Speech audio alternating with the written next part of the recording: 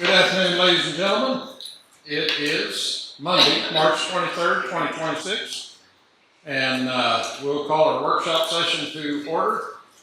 And first one up is Miss Baxter regarding the hostess house. If you can come up, Miss Baxter.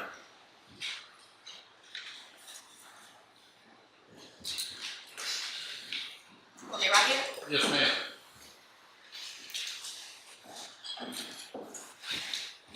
Good evening. For those of you that do not know me, I am Kathy Baxter.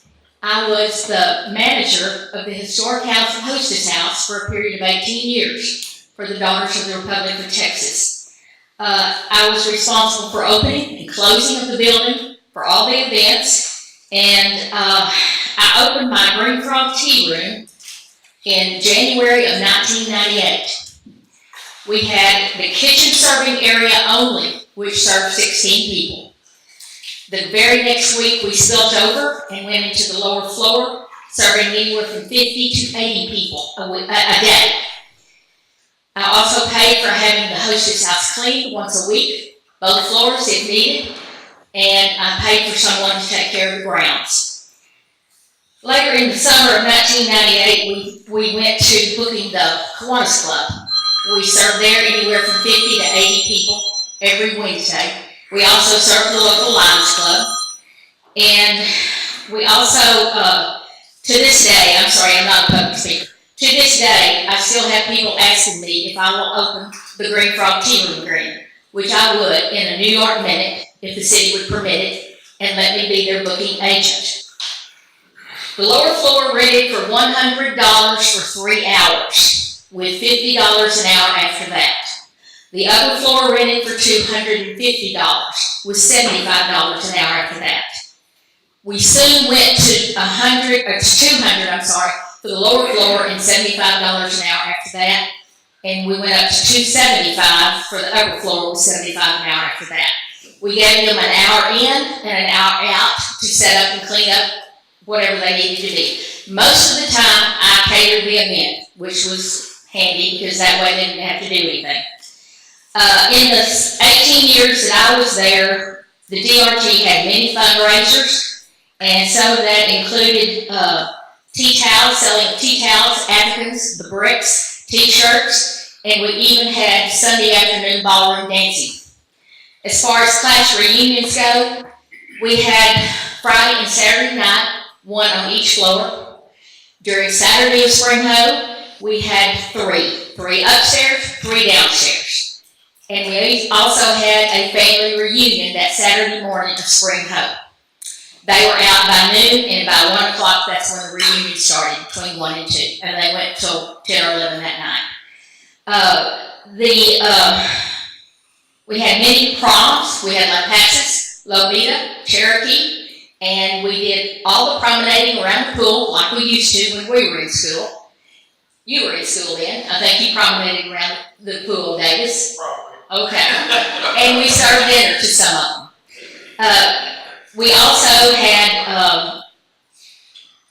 family reunions that ran 10 to 12 every summer, generally on Sundays, sometimes on Saturdays.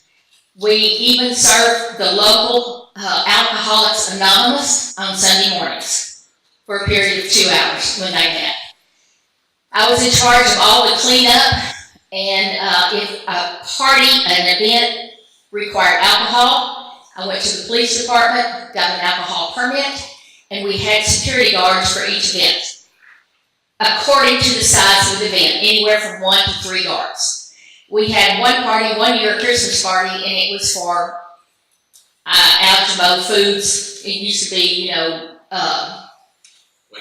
Windsor, yes, thank you. I think it was Windsor then. And we had 5 security guards at that party because they really tried to tear up the building, but they were fine. We made it. As far as when you drive into our quaint little city, the first thing, one of the first businesses that you see is a historic hostess house. And we used to have rockers on the porches, we had ferns hanging, and we had patio furniture where you could dine in, dine out. And a beautiful, beautiful green lawn. And I see no reason why we still can't have a lawn. as much money as you guys spent on that building. The DRT and I tried to get a sprinkler system put in many years ago and pipe the water in from the swimming pool to water it. It needs new sod and it needs new grass. Let's please get back that gorgeous look and be proud of this historic hostess house. Thank you. Any questions? Yeah.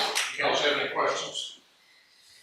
So when you were running, because you were telling us the hour, which was good, you were telling us that you run the downstairs and the upstairs. Yes. Like the 3 hours. So how did you handle, because I think one of the concerns was handling like conflicting events. Different parties from different floors. I never had a problem. We had one class reunion downstairs, and they ended up going upstairs because they had an Elvis impersonator. And I think it was a class of 58. And the people absolutely loved it. And we never had a problem, period. Everybody got along, and back then, we didn't have bathrooms upstairs like you guys have now. And, they come down the staircase, go to the bathroom, and go back up. We never had a problem. I did a lot of weddings on the grounds, of the pool grounds also. We put lights in all the trees, and a lot of times we'd have a wedding on the grounds and then go inside for the reception. On the lower floor, there would be food, and then upstairs would be, the DJ or the band, whatever they wanted. But I never had a problem, no conflict whatsoever. And when we had the security guards, they were absolutely amazing. They would help me carry out the trash, and like I said, our nights went on for long, long, long.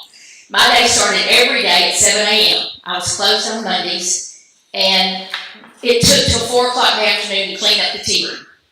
And then I had bridal consultations then. And a lot of our brides that we had came from other surrounding areas. I did 50 to 53 weddings and anniversaries a year. And that's pretty much every weekend. And we never had a problem. A lot of times we had a wedding from, like, say, Congress Cove or Temple area, and we might have something going on downstairs, local, but it was no problem. Everybody seemed to have got along just fine. But if you want to make any money of this massive money you spend on this building, you're going to have to rent it more than just, you're going to have to rent 2 or 3 events going on, just like we did, for Spring Hope. I had a 5-year calendar, and the 5-year calendar, after each event was over with, they booked it for another 5 years. And we never had a problem with anybody. What year did you stop operating out of there? Oh my gosh. Well, 1998 to 18 years is what? 16? It was about 16, I think, because that's when I bought the flower shop. And I had both places there for a while. And then back probably in 2000, I think we had the Courtyard Cafe. And if I had a wedding at the hostess house, we spilled over to the Courtyard Cafe, which we had to do that several times. I had, like I said, a local man to do the cleaning once a week. We had a big wedding one time, and we had a flood upstairs. It just came flooding down into the kitchen area, and had to have all that kitchen area reworked. As far as sheetrock and that kind of stuff goes. But your kitchen area right now is amazing. I'm telling you what, if you saw it, and that's what I cooked in, and I served up to 400 people easily. We had roasters maybe everywhere, but you learn to adapt. You do what you have to do. But like I said, people got along. It was just a fun time, and I just truly think you're going to have to, book it more than just say, if I want the lower floor, then nobody else can have the upstairs. You're not going to make any money. You're not going to get anything on your return. So that's just the way I see it. I've been there, I've toured it, and frankly, I was very disappointed because, number one, the floor on the lower floor was solid maple. Why would you come in there and put linoleum over it, that looks like wood, and then when you walk in from the area downstairs into the kitchen area, it's starting to curl right there at the door. And that, didn't make a whole lot of sense, but the worst thing, I think, was the lighting upstairs. Who wants to dance with these massive black lights hanging down on you? That they change, they want dark lighting to dance by, and they want Christmas lights, or they want chandeliers, that kind of stuff. But it's a beautiful building, and it's something we should be very proud of. because it's been here forever. The first day I opened, I had a little man walk up to me into the tea room. He had 2 5-gallon buckets. And he said, "Ma'am, I want to know where I can get to that healing water." And I said, "Okay." And I happened to have a key to the pool area. Why? I don't know, but I did. Took him down there, and he got his 2 little 5-gallon buckets of healing water, and he was a happy camper. And we had people come up and want to go upstairs to look at the ballroom where they danced, they were kids. I even had one guy say, "I ran down that roof line and jumped into that swimming pool." And, I mean, being there 18 years, you see a lot, you hear a lot. And, everybody was so crazy about it. And the ballroom dancing was fun. People came out of the woodwork for that. And that was a really good fundraiser for the DRT before they got the money from the sisters. And God bless the sisters. But it's just a wonderful place. And I really wish that, besides pouring the money into it, that you would take some pride in it and be proud of it. Because this little city is so quaint. It's not Fredericksburg, it never will be. But this is something to be very proud of. Anything else? Thank you. You're welcome. My pleasure. Thank you. Next item up, discussion and presentation regarding county and rural rides car.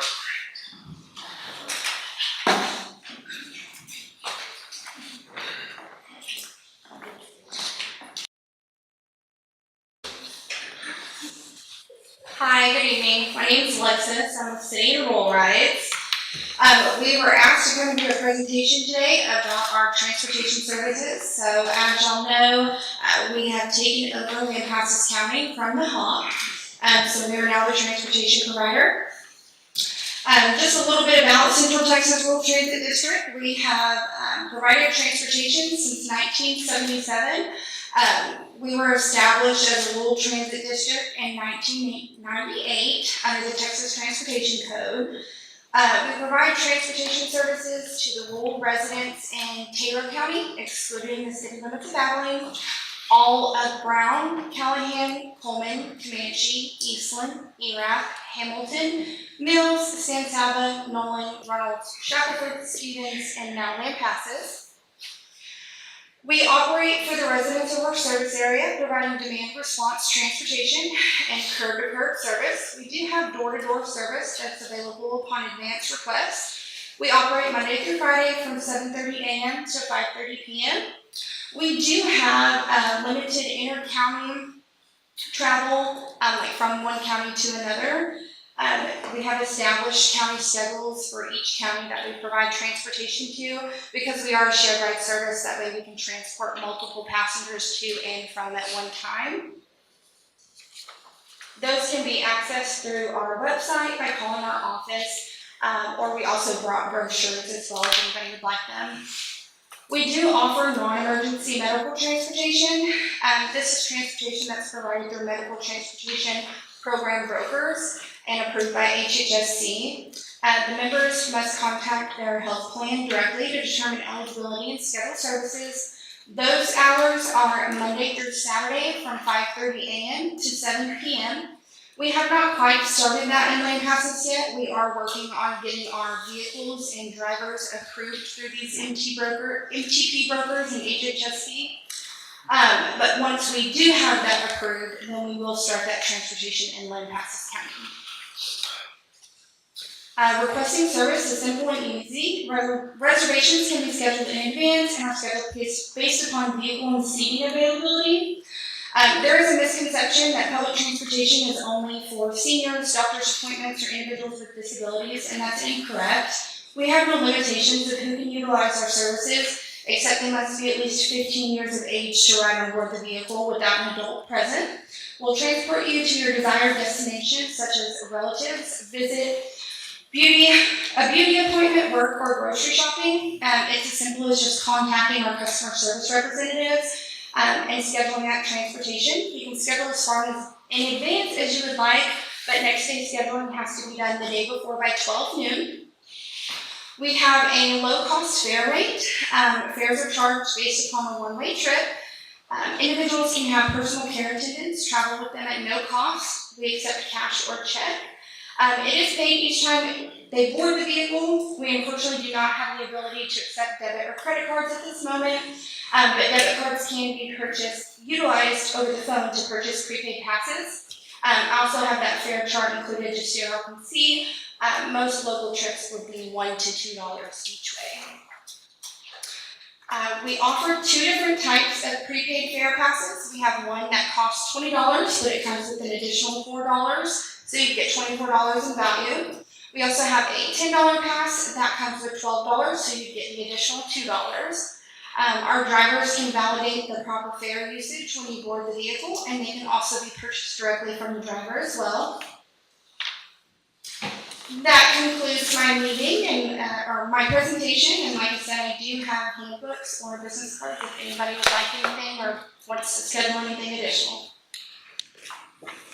Questions? Oh, yeah. Does anybody have any questions?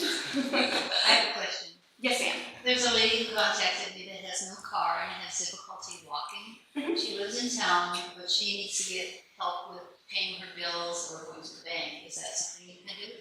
Absolutely. So we have no limitations on where they're going. We don't control where anybody's going.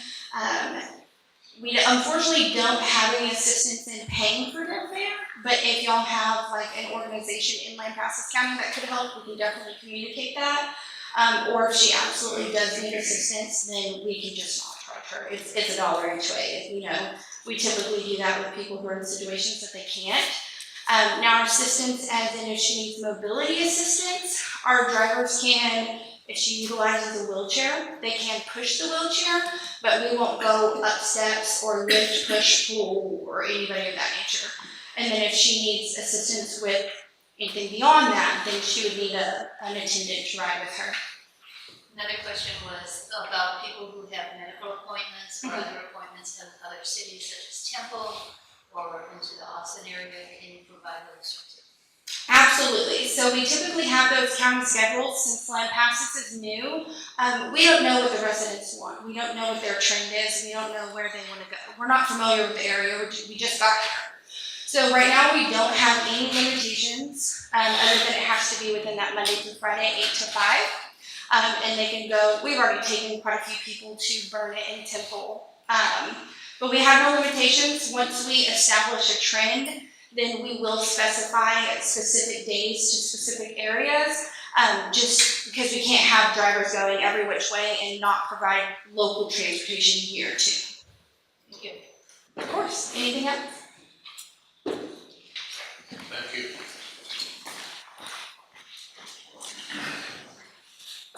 Next item up is discussion and presentation from Jones Roy and Associates regarding the water supply alternative study. Mayor and council, during and after issues of drought and service interruption in 2023, council requested staff to research alternative water supplies for supplemental use. Subsequently, staff contracted Jones Roy and Associates to complete such a study. Jason Jones with Jones Roy and Associates is here with us in attendance to present the findings of this study. He's got more or less a summary of it.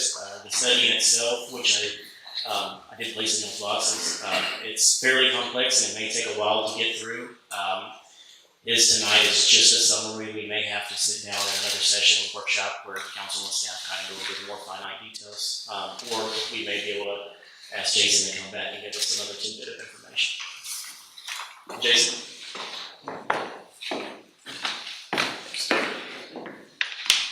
Thank you all. It's always a pleasure to be here and an honor too.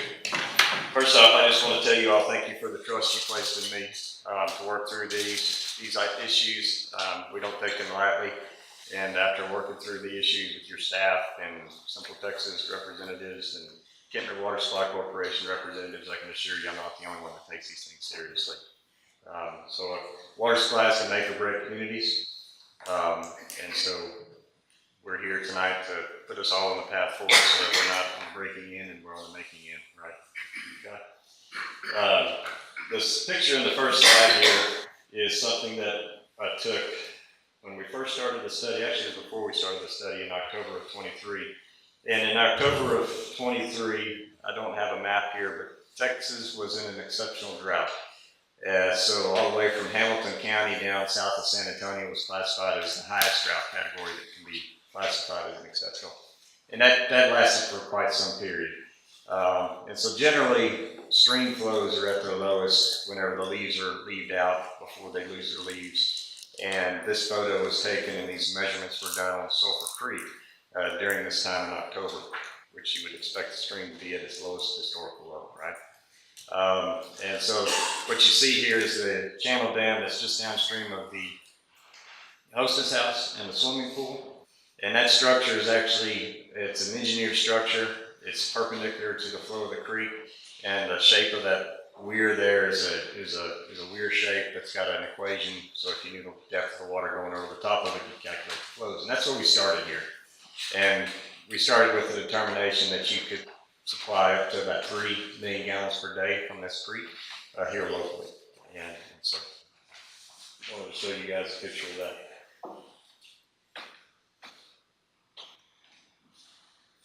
If I can get this clicker to work. You gotta unplug it and plug it back in.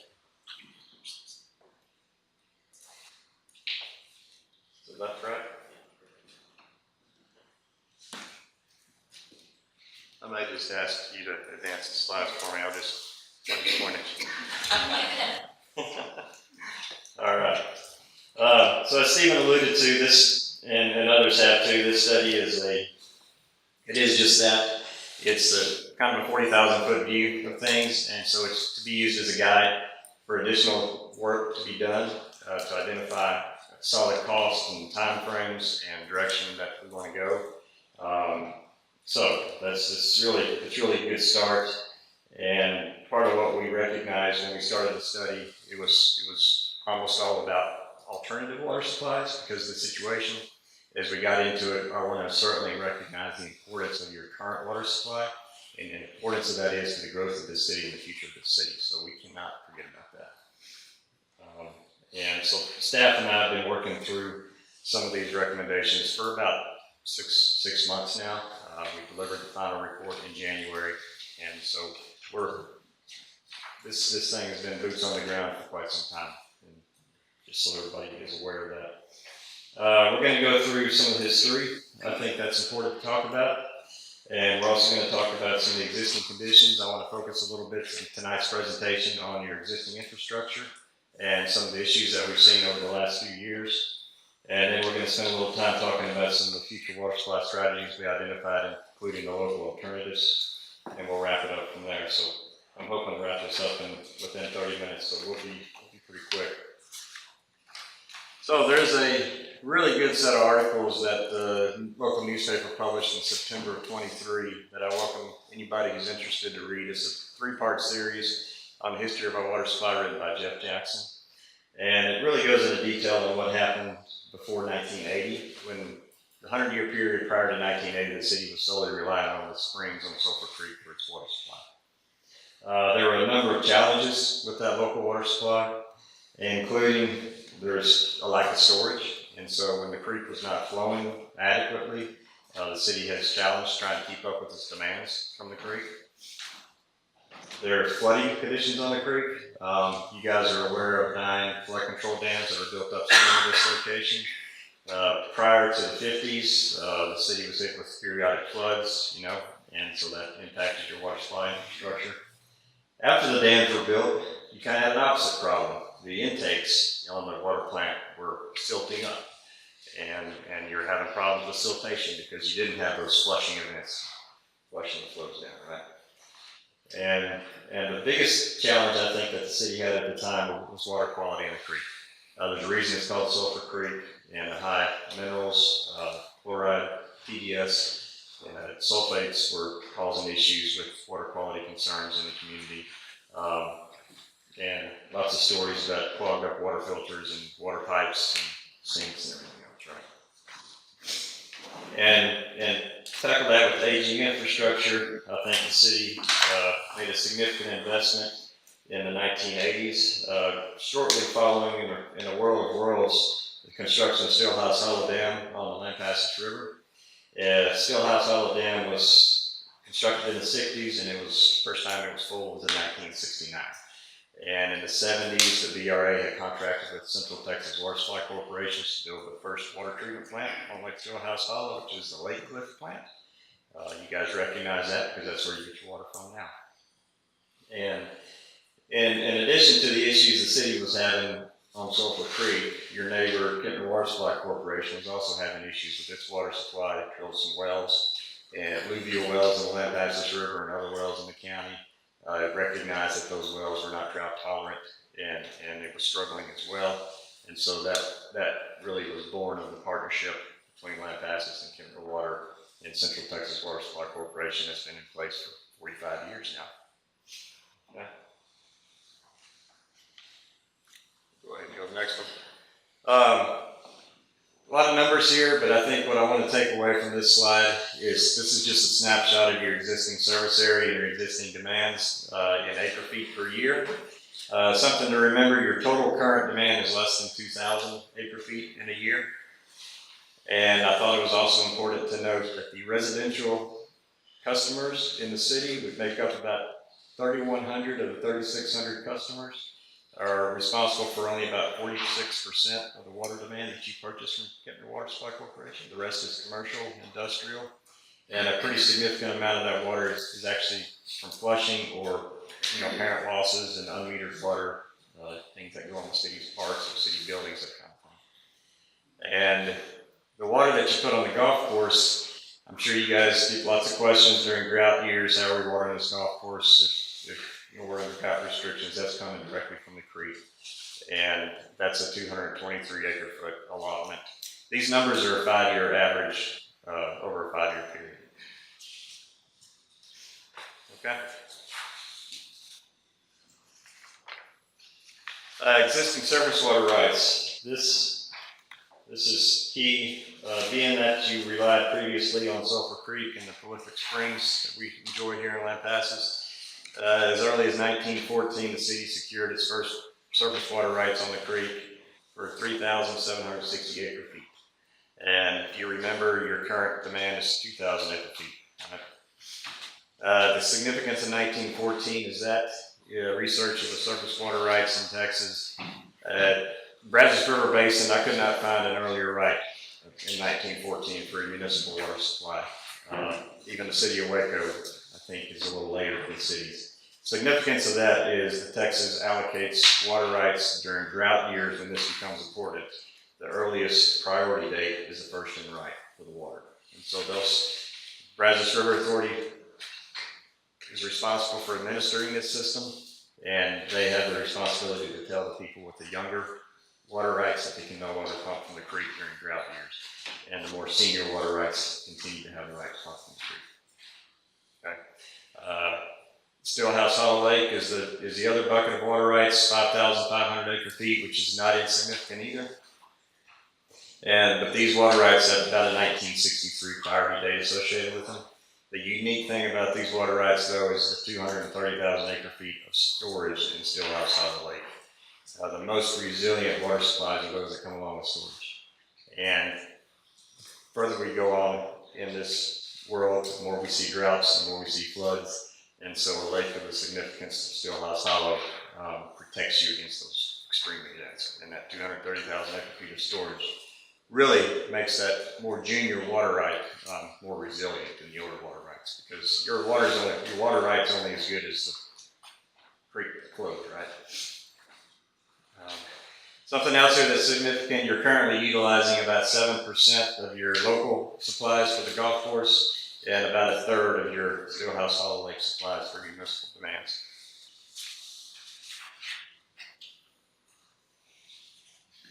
A snapshot here of the system that was built in the 1980s from Stillhouse Hollow Lake, which is on the right end of this photograph, or this drawing. The two dots here, you see the Central Texas Water Plant location and the Kentner Water Supply Plant location. Those two pump water to this Highway 195 pump station and through about a 40-mile network of water mains, and there's 10 million gallons of storage along this network. There's only about 8 million gallons that are in service today. And the takeaway here is we did a rough order of magnitude of the value of this infrastructure that was built in the 80s, it's worth over $300 million in construction costs if the city were to go undertake this project today. The extensive network of this pipeline and the cost was also very expensive in the 80s, and I believe that's why the city partnered with Kempner Water Supply Corporation. Because today, this system combined serves about 10,000 customers, whereas the city is only about 3,600 customers of that. So there's a lot of value in economy of scale in this type of situation.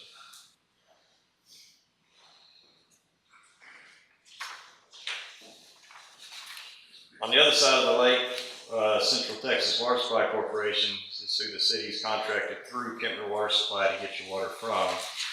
I wanted to give you a little overview of this system. The takeaway from this map, which is in Central Texas Water Supply Corporation's master planning document, is that they've got 2 water plants on the lake.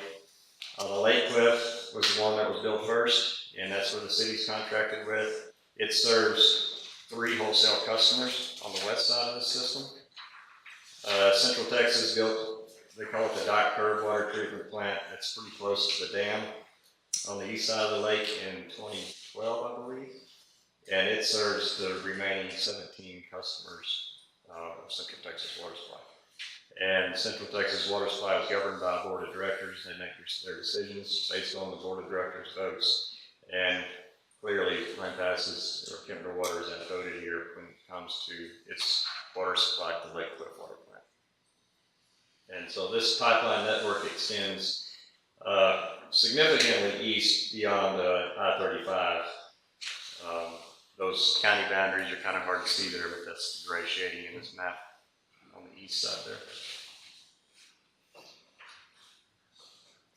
there. This is a summary of what you guys experienced over the last several years. In 2023, what we remember most is the low water levels in Stillhouse Hollow Lake resulted in some pretty extreme rationing and restrictions. I'm an eternal optimist, and what really was going on is that lake was not on the verge of empty, it was 56% full. And if you talk to anybody on the Highland Lakes chain, Colorado River, 56% full Lake Travis is a blessing, right? It simply was a factor of this lake had never gotten this low, or it has very rarely gotten this low since these water plants were constructed. It's just not a very old lake, and we weren't prepared for this water level. The intake structure for Kempner Water Supply Corporation and Central Texas went that deep, but they had issues because of maintenance issues with the ability to get down that low and get the water as the lake drew. And then, when the lake filled back up in October of 23, the Lampasas, not in October, that didn't fill up the lake, the first major flood event during the drought period, Lampasas River rose 30 feet, and it took out the floating barge that Central Texas was relying on, and it completely shut their water plant down. If you remember, that was when you contracted with Kempner Water Supply to purchase water from them. And to make matters worse, after the flood event, water quality was a concern. High manganese and organics in the lake caused issues with water plants that were unprepared for that level of constituents in the lake water following that flood. And we all know all too well the issue of emergency repair of water main breaks between here and the water source. These things generally don't happen expectedly during the daytime, and so this photo on the slide is along Highway 580 on a 24-inch main break that Kempner Water Supply's crews were repairing. It's been my experience that these water main breaks are generally associated with fittings and taps and valves along these pipelines. The pipelines are made out of a concrete steel cylinder that's wrapped with a concrete liner inside and out. And I believe the 95% of the pipeline is in good condition. It's simply where you've got welded fittings and valves, that's where we've got the issue with corrosion. And what makes matters worse, a lot of the isolation valves along this pipeline don't operate, and so when we do have to shut the pipeline down for repairs, thousands of customers that are out of service because there's limited places where they can shut the pipeline. If you think about that map that I showed you first with the red dots and storage reservoirs, if this thing were set up to where we could isolate sections of this pipeline to repair leaks and rely on those storage reservoirs to feed most of the customers, that's simply not the case today because the isolation valves are not functioning.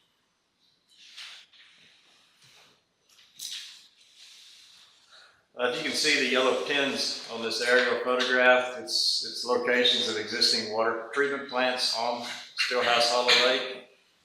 Central Texas there on the left-hand side, on the upper end of the lake. And down on the south end, I'm working from west to east. You've got Kempner Waters Plant that was built in 2010. And then Bell County WCID number 1 built a new water treatment plant, literally right next door to Kempner Waters Plant. And I think it was about 2020 timeframe, 21, that they started that plant up. And then there on the east side is Central Texas' second dock curve plant that was built and completed in 2012. And this is a little table here that I wanted everybody to try and digest. It's an overview of lake levels versus intake locations. And at the top of the table, elevation 622, the lake is full, 230,000 acre feet of storage. The second line on this table is the lowest level that this lake has seen in October of 23. It's 602 feet, it was 20 feet low, it's 5% full. The third line is what I believe to be the low level of the Lake Cliff water plant stream bed, mostly adjacent to its intake location. And when that location is dry, the lake's probably about 33 feet low, 36% full. Like I said, in October 23, before that flood wiped out their intake, they were still able to draw water at that location. Kempner's water plant, their screen elevation goes down to 43 feet low at a 25% full level of the lake. That's significant. And then the lowest intake on this lake is at the dam, and that's what the dock curve water plant relies on. It goes all the way down to 67 feet low on this lake. And the bottom of the lake is 515. It's 100 feet deep at the dam. Okay. It's an aerial photograph of the Central Texas Lake Cliff water plant site. This plant was constructed in 2 phases. The north side of the picture was built in the 70s, and the south side of the picture is a big clarifier of the circular structure that was built in the 80s, and that's what I believe the city and Kempner Water went along with in the 80s when it originally contracted with Central Texas. Okay. This is a snapshot of the Lake Cliff raw water intake site, and takeaway here is a number of iterations of intake attempts over the years. You've got a kind of a assortment of pipelines and a floating barge there. It's literally on a cliff, long walk down, and you can see the photo here in the inset of the ladder. It's pretty hard to get to this structure, and that's the floating barge down there in the lake that was wiped out by the flood. That bridge in the background is over the Lampasas River that came through in that water. Next photo here is the Kempner Water side of the lake. I enjoyed city staff and myself and representatives from Kempner Water in Central Texas toured these plant sites in July of 24. And it's my opinion that the future of the city's water supplies and Kempner Water supplies is on this side of the lake. Say that again. It's my opinion that the future of the city's water supply and Kempner Water's water supply is on the south side of the lake here. And it's supported by the fact that Bell County WCID number 1 invested millions and millions of dollars in this location too. And we'll go to the next slide. This is the intake structures for Kempner Waters Plant and Bell County WCID number 1. They're nearly mirror images of each other. Those intake tubes are where the pumps are located, down at the bottom of these intake tubes, and they've got a series of screens that can be opened or closed as the water level drops. It's a proven design, and it's resistant to flood and drought. And the Achilles heel of any water plant is the raw water intake. That's really hard to change.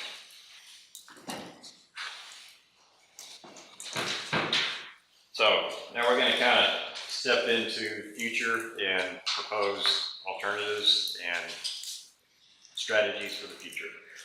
This is a simple summary of your future water system demand. Based on your service area, plus not a whole lot, we expect the city to build out to 32,000 people with a total water supply demand of about 6,500 acre feet per year. That's about a fourfold increase from where you are now. And based on the growth rates of some of the neighboring communities in and around Austin, this is very, very possible for any community that's got reliable water and wastewater service. That's what's going to be the attraction, I believe. Not to mention the highway corridors that access the city of Lampasas. The local supplies, as I mentioned before, are limited to approximately 4,000 acre feet per year. It's not enough for the future. And your Stillhouse Hollow Lake supply is limited to 5,500 acre per year. Either is not enough for the future. And so we recommend a holistic water supply approach to ensure the future economic growth and development of the city of Lampasas. And I look at this as kind of a three-legged stool.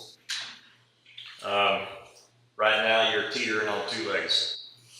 And you got some disruptions, right? You need all three legs to work.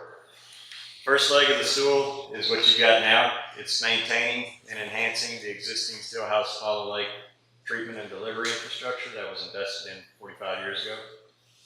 Second leg of the stool is development of local supplemental supplies.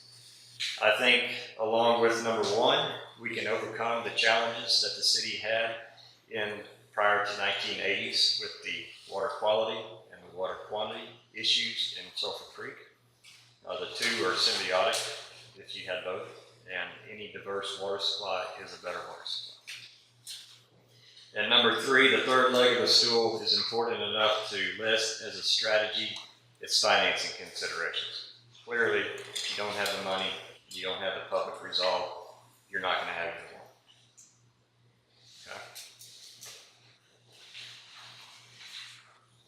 For number one, the Stillhouse Hollow Lake treatment and delivery infrastructure, the first piece of this puzzle is to figure out what needs to be done and when we need to do it and how much it's going to cost. So 1.1 is a joint city, Kentner Water Supply Corporation transmission system capital improvement plan. It's simply a closer look at the infrastructure, do an assessment, an inventory, figure out what we've got so we can figure out what we need. What the future demands are going to be for both entities and what the bottlenecks are and what needs to be done first. Let me go back to that. This new regional water authority concept.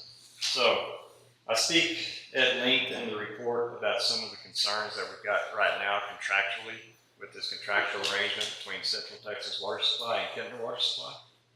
I'm not going to go into too much detail today, but I do believe that some of those contractual challenges are what led to the water supply disruptions that this city has been experiencing, and Kentner Water. The existing contract, I think, is conducive to operation and maintenance of the pipeline and the water plants that were built 45 years ago. I don't believe that it's conducive to capital upgrades and expansion of that system. There's a number of challenges that you guys have got to deal with when it comes to capital upgrades and expenditures, because the city of Lampasas has limited authority over Central Texas Water Supply Corporation and its decisions in its system. You're one of those 20 votes, okay? And you're not contracted directly with Central Texas Water Supply Corporation. So that's the number one biggest challenge there.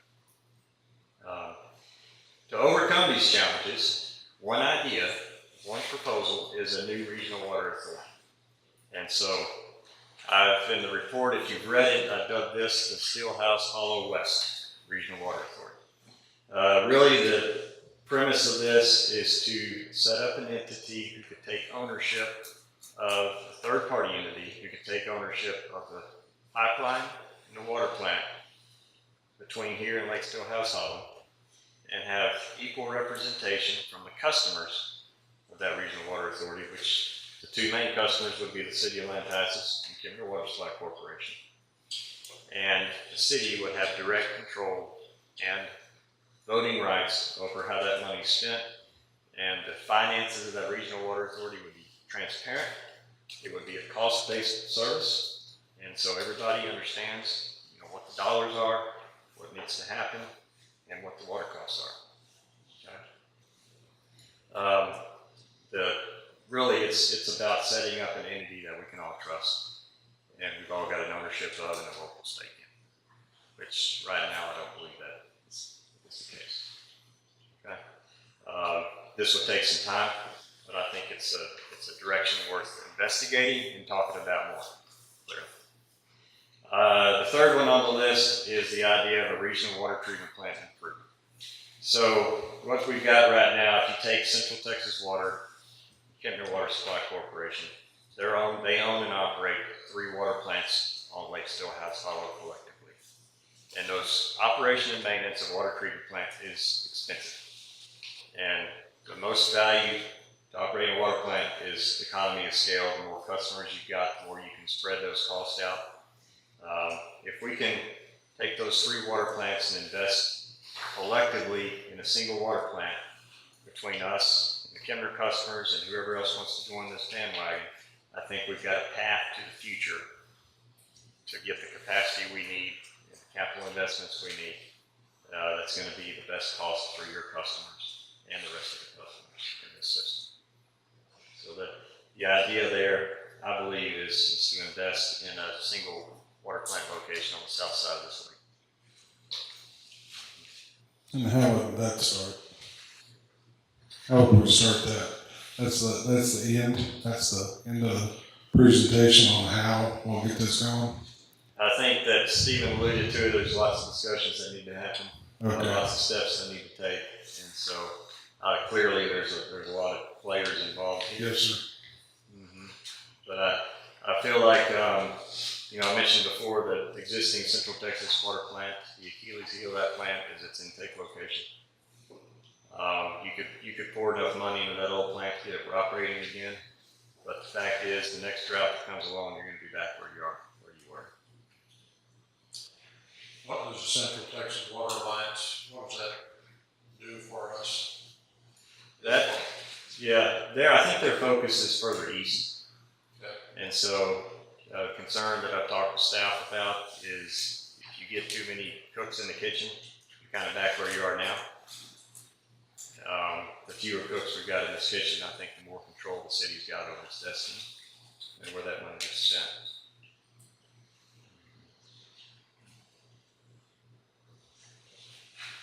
Any other questions for Mr. Jones?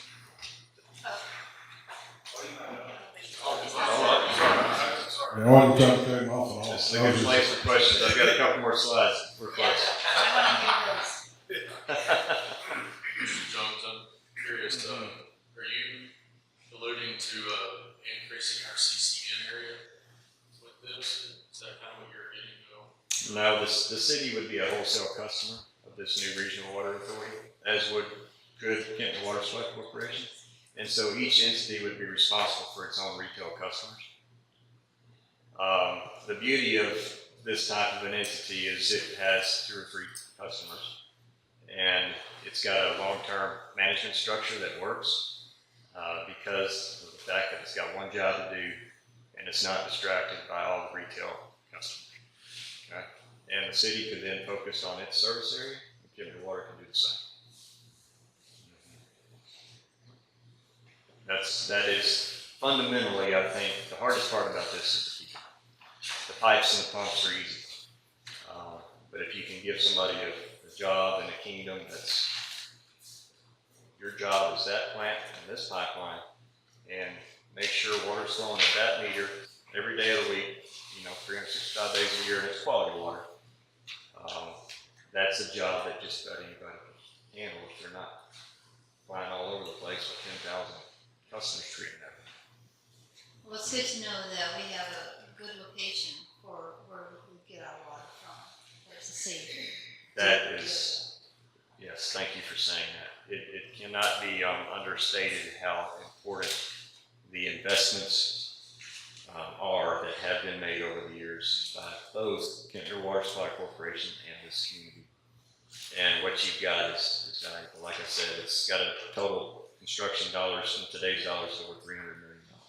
It just feels like it's unachievable in today's world.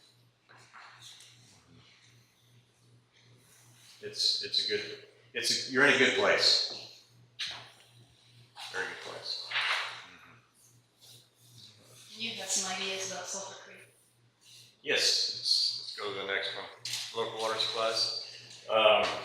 As I mentioned before, some of the issues with Sulphur Creek were the water quality and the storage.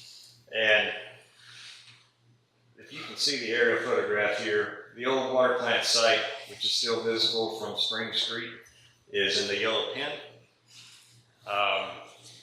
What you see on the far right-hand side here is the city's golf course, and the creek as it crosses through the park. I think a prime location for an intake for this, to support this water plant, could be at that downstream of Key Avenue, actually at the Chestnut Street, the old Chestnut Street Bridge. It's the second downstream channel dam. That would allow the water that's pumped out of the creek to continue to flow through the park and through the pools that we all enjoy. So we could pump that water back to this water plant site and treat it and distribute it. Another value of this site is the 18-inch water loop that goes through town from this Steelhouse Hollow supply that was built in the 80s, runs down Spring Street. So it's right there on the key water main in the city. That was not done accidentally. It was done intentionally when that water line was put in, because the city was relying on a water plant at that location at that time. The other value of this site is off to the far left-hand side of the picture. There's a precariously close reservoir there. It's used for flood control, and it's owned and operated by the Lampasas County WCID. But any risk of investing in a water plant here is when that day comes that you really need the water during a drought, the creek's not flowing. And so if you got a place to store some water that's close to your water plant site, that's key. That makes that investment worthwhile. And so you have that. There's about, flood control wise, there's 1,500 acre feet of storage behind that dam. It's about a something odd foot high dam. The recommendation in the study is to take a look at what it would take to make the lower portion of that dam worthy of storing some water for about 600 acre feet. 600 acre feet would get you through a full 12-month period at a half MGD, or if you condense that down into a 6-month period, you could rely on 1 MGD of storage out of that site. There's some more value to that when it comes from a water quality perspective. We spent a lot of time on this project doing kind of a proof of concept. So one of the issues with taking the salt, the mineral content, the high TDS out of the water is you produce a brine waste that needs to be disposed of. And so 2 sources of water to blend, and the recommendation is to irrigate that waste back on the golf course. The 2 sources of water is your wastewater plant discharge and any offsite storage in the future. And so we could take those 2 sources, blend it with the waste stream from the water treatment plant, and irrigate the golf course with it. What that does for you is you're not relying on water in the creek to irrigate the golf course. You could rely on water in the creek for your drinking water. And so some of the other outwatering areas that we have, parks and that sort of thing, can also be used with this blended water. Yes. I think the challenge is going to be, you're not going to have enough blended water to water everything you want to water. But someday, absolutely, you could develop that as a reclaimed water supply for water parks, and the golf course, and ball fields. But the water we're using now is from a water stream, right? It's a blend. The only thing that goes on the from the creek, the raw water is only used for the golf course right now. Everything else that you're watering, the ball fields and the school, it's all your drinking water. Right. So there'd be some savings there. Yes, And absolutely. you have a lot of communities in the area that are already doing this. Mm-hmm. In Georgetown and some others, so I mean, it's not a new concept. Mm-hmm. Yeah. Mm-hmm. Yes, absolutely. So we go into some detail in the report about how all this would work. what makes this Sulphur Creek water plant work from a water quality perspective is you're continuing to bring in the low TDS water from Stillhouse Hollow Lake. And you can use that, that's what's going through your wastewater plant. And so you're using that as a blending source to blend down the condensed TDS water that's coming off the waste side of this water treatment plant. And the goal is to make the water that's going back into your pipelines from the creek compatible with what you're currently seeing from the well.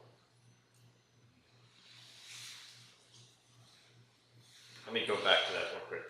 Ellenberger, San Saba, Aquifer wells. We spent a significant amount of this study early on in 24 looking at your alternative groundwater supplies here locally. And our conclusion was the Ellenberger San Saba is a prime candidate for some wells that could produce up to 1 MGD. The good thing about the Ellenberger San Saba is you're not going to have to treat that water. It's clean, drinkable water when it comes out of the ground. So it's the most cost-effective water source that you've got here. It's also, you're on the down dip in Lampasas. The shallower part of that aquifer is west of here. The deeper part of the aquifer is Lampasas and not too far east of Lampasas. The aquifer under Lampasas is roughly 1,500 feet thick, which in the groundwater study, they estimate that you could probably get 300 or 400 gallons a minute if you were to drill a well that reached the depth, the full depth of this aquifer. There's some documented wells that are, a couple hundred gallons a minute. Most people don't need that much water, so they don't fully utilize the thickness of this aquifer to get that kind of quantity of water because it's expensive. The limitation for the Ellenberger San Saba is the volume of water that you're going to be able to draw out of it in any given year. So there's a lot of people that rely on this aquifer on the shallow side. So if you overpump the deep side, you're going to lower the water table on the upper end and dry up wells in the west end of the county. So the recommendation is to limit how much you pump out of this aquifer, but if you did have a prolific well, you could put that well on during the periods that your Stillhouse Hollow supplies down and extend your storage significantly at a relatively low capital cost. So does the rule of first in, newest? No, the local groundwater district regulates water usage from the aquifer. It's not regulated the same way surface water is. And so you would need to get a permit from the Saratoga Underground Water Conservation District for this use of the water. I think the easiest low-hanging fruit permit would be to get is an emergency use kind of situation. But once you've established that usage, established that there's drinkable water there, I would certainly recommend taking that as far as you can get it to see how much water you can withdraw in any given year. Because the more you use that well, the more economical the water is going to be. If you drill spend $5 million on a series of wells and all the infrastructure it takes to connect and plumb and treat that water, and you only use it a week out of the year, that's your most expensive water. What is the estimated cost for one of those wells? We think there could be up to a handful of these wells, maybe 5 or so that would need to be drilled. We had a $5 million price tag on that effort for a 1 MGD, 1 million gallon per day supply. Which would be about, your city currently uses about, it's less than 3 million gallons per day. And so if you really tighten your restrictions back, you can probably get about 2 million gallons per day. And so if you were in a scenario where you didn't have water flowing in through the meter from your water supply, and you had say 1 million gallons in storage here locally, if you could pump 1 million gallons per day into that storage reservoir, you could go from a 24-hour emergency to maybe a 48-hour, 3 or 4 day emergency. How do you get that? 1,800 feet is the bottom, but it starts at a couple hundred feet below the surface here in Lampasas. So like I said, most of the wells that are drilled are relatively economical because they don't go down very deep. How many MGDs could we use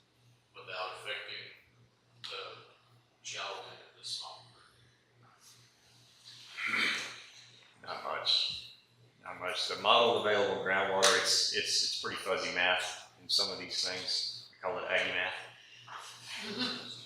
So it's based on a hydraulic underground model of the aquifer, and you've got a model available groundwater limitation for the entirety of the county. It's not as much water as you need in a year for the whole county, for everybody relying on that water.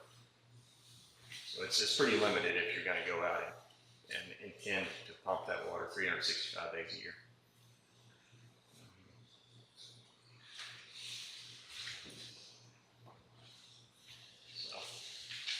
Okay. So the third leg of our stool.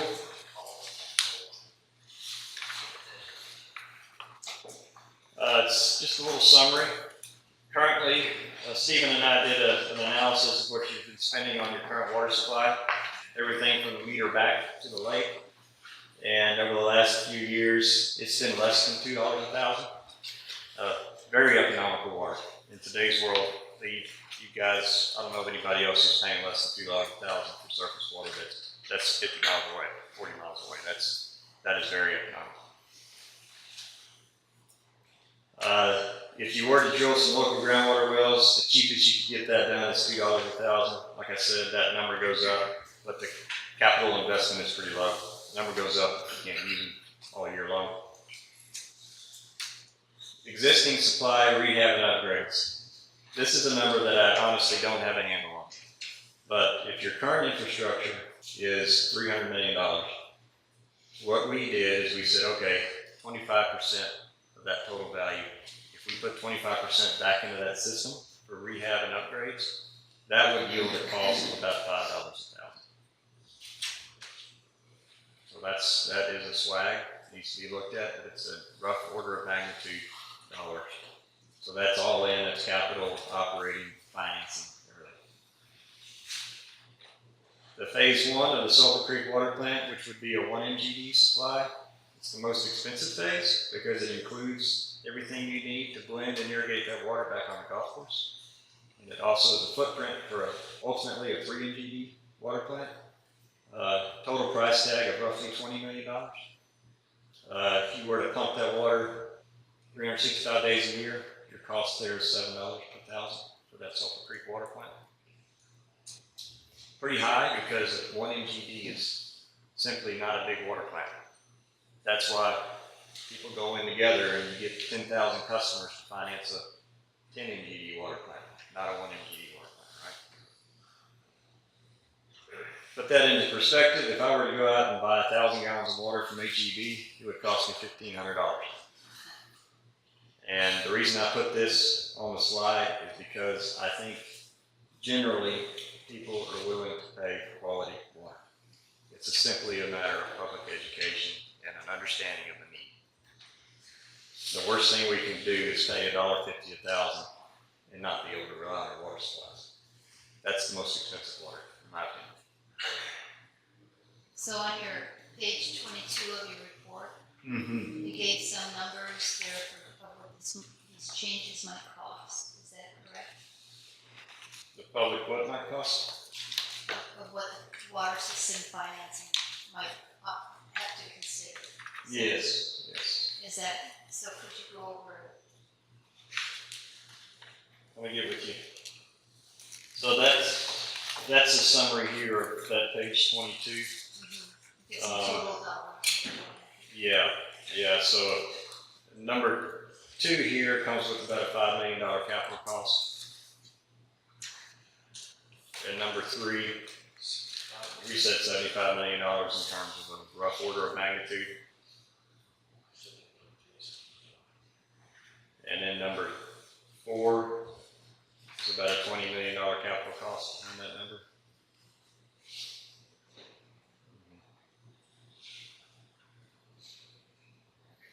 And as a matter of perspective, your current residential water rate, if you take the base monthly fee of $34.50 and the volumetric rate of $4.65, and if I were to use 10,000 gallons in my home, the water bill would be $81. But that's an all-in, local operations, distribution, capital, everything. So, If I could just clarify, Mhm. On page 22, you said a $75 million capital investment in the shared water supply. Mhm. Is that, that's my understanding of capital investment to improve what we have now. Yes, to improve it, yeah, yes, yes. Mhm. And 20 million and a 5 million. So we're Yes. talking 100 million total. Yes. Just one. Mhm. Mhm. Yeah, these are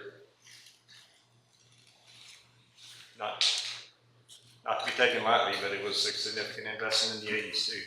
And I feel like the city has enjoyed that investment, and for 45 years, you've relied on it. And that's why your water is so inexpensive now. There's a season for renewed investment. But the more we can spread that cost around, another recommendation in the report is a utility rate study. And I think your staff is already making progress on that.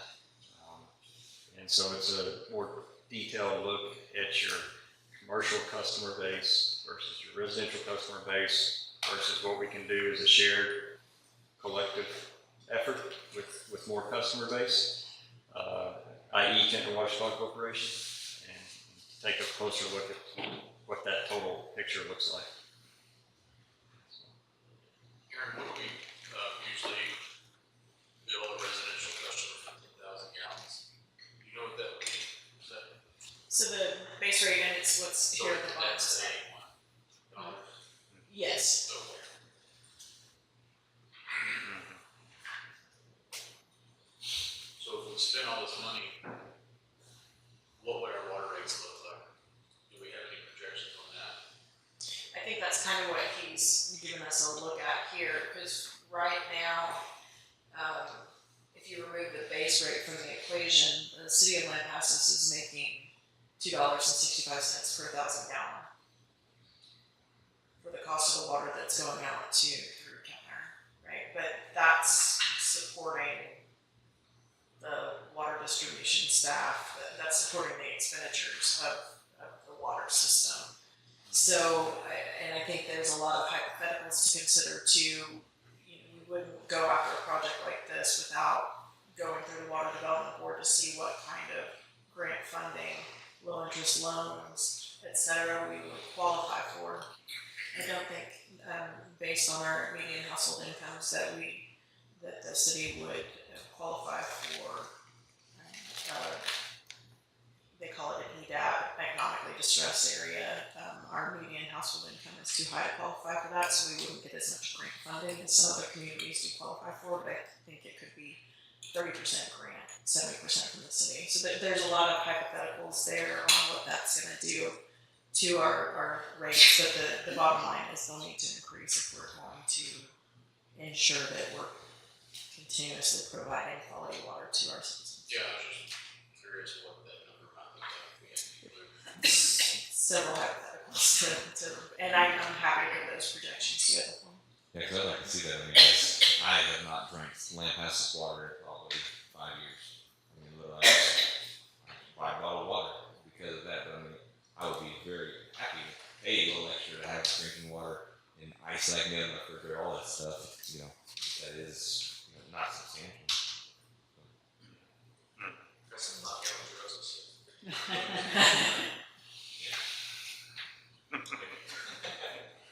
Yeah, I think this is a really good review and gives a lot of thought to what we need to do in the future and what people want to hear and see and where we go. Thank you. Aaron, do you think we can get 70% from the city through low interest loans and 30% grants? Do you think that would be enough to do this project without going out for like a bond? I don't think so in its entirety without drastic raises to our per 1,000 gallon rates. But again, I think there's a lot of, you need to play with some numbers to see what we can come up with, and I certainly have to do that. But I think, currently our water system, based on past bond and CO issues, is making $1 million debt payment off the top every fiscal year for the 2016 bond, the 22 bond. I believe it was 2009 prior to that. That's been refinanced. So we already are holding a $1 million debt payment each year out of the water system. As that starts to taper off, I think it's smart for us to plan debt on that, at least at a steady rate, if not slightly higher, in the years moving forward. And that debt will start dropping off over the next several years. So it's a good time to either be, yes. I think it's worth mentioning too, the Regional Water Authority would qualify for some state participation loans. The state recognizes the issue that Lampasas and other communities have. And so if it's a regional project and it's identified in the regional water plan, which, by the way, a lot of these projects are already identified in the Brazos G Regional Water Plan. This through the course of this study, we've had that correspondence, and you guys are in there, you're identified. But what that does is it extends it defers the principal payments on a lot of these loans to allow you to grow the rooftops. And so the payments are lower on the front end and they're higher on the back end. And you wouldn't qualify for that on your own. It's a good reason to consider the concept of working together in the regional concept. Anything else from Mr. Jones? Good job. Oh, you got one more. I don't know what. Oh, it's just a takeaway. I'm sorry. I was going to tell you where we've been, in case you weren't paying attention. I guess everybody has been. I don't think he is. All right. Well, I'm good. I know you guys need to get on with your meeting. Thank you. Thank you.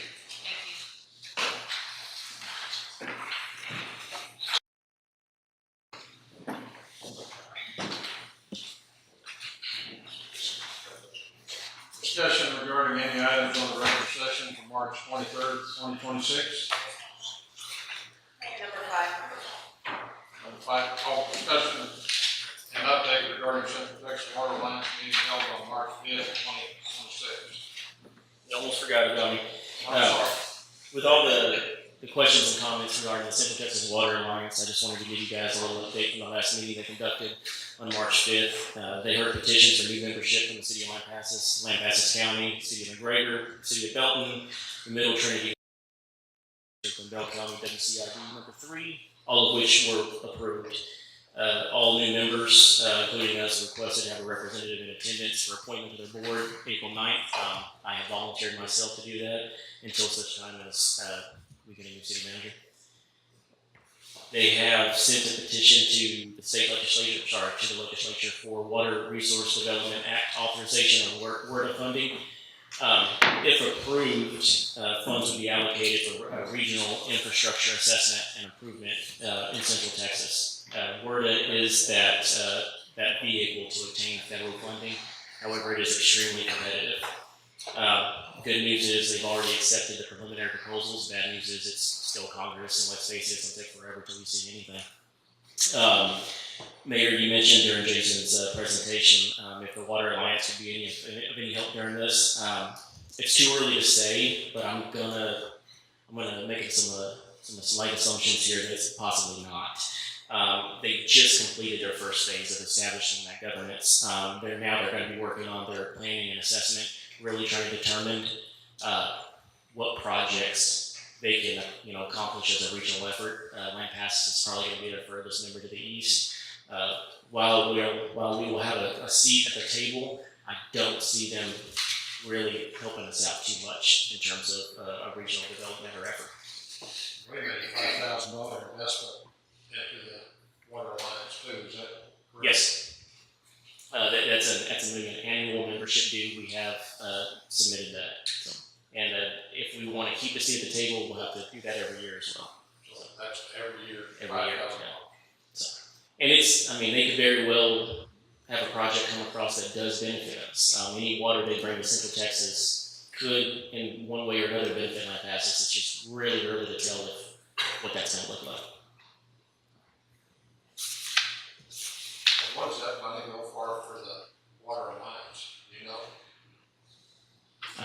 what do we get for?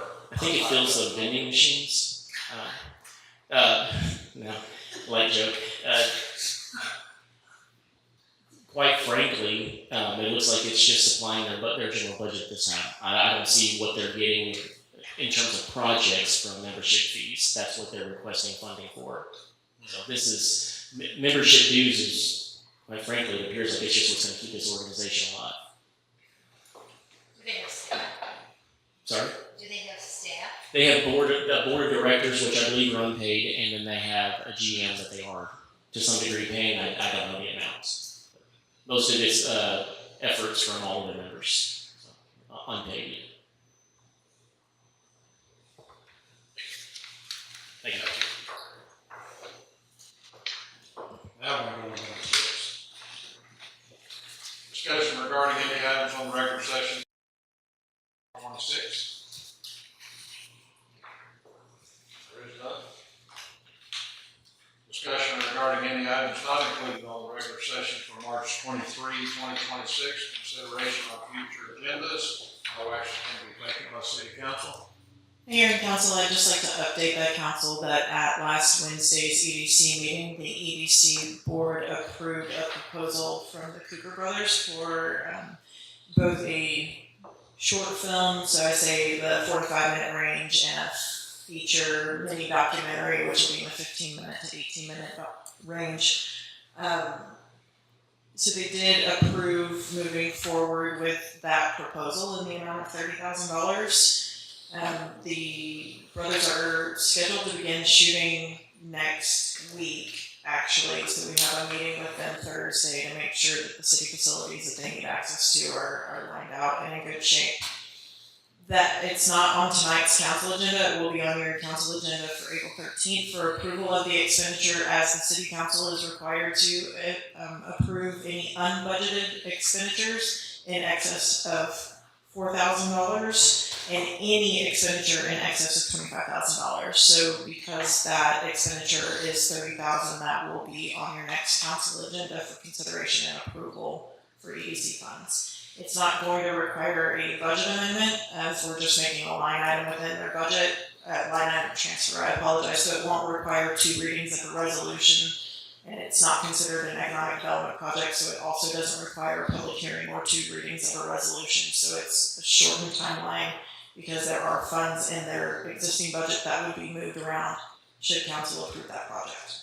So again, that'll be on the April 13th agenda, unless council sees any reason otherwise. I think there was discussion that night about whether it was marketing costs, it wouldn't have to be approved by the council. Is that not the case? No, so there's certain procedural requirements. If it's an economic development project, there's a requirement for us to publish it in the newspaper. There's a public hearing, there's a 60-day waiting period before the funds can be released, and it would require 2 readings of a resolution at council. This is a marketing expenditure, it's not an economic development project, so it doesn't require the same formalities that an economic development project would. And they're starting their project next, on April 1st, I think it is. That's my understanding, is that they had scheduled it for that, yes. So it's going to be on the next agenda item for approval by council to approve the funds. We can have a discussion regarding that during that time period. Is that our plan for that? Yes. The council has ultimate authority over how the EDC spends their funds. Definitely needs to be on there. I just was thinking that we might be able to approve it at a special meeting if the council wanted to have a special meeting to approve that, so that they can meet their timeline. 13th is good. 13th is good.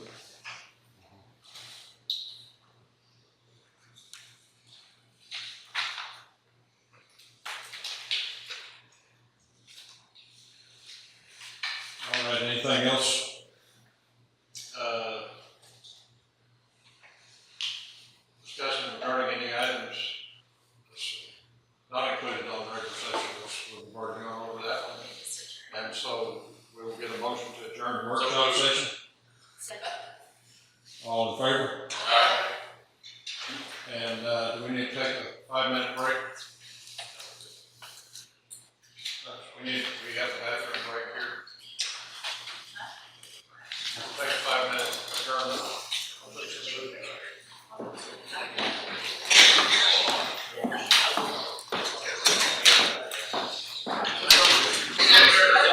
He's dangerous.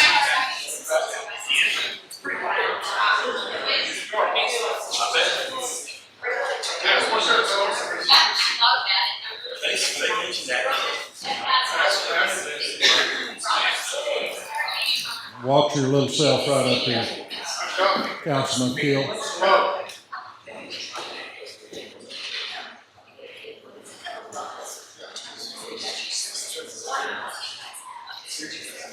All right, we'll call our council to order. All rise.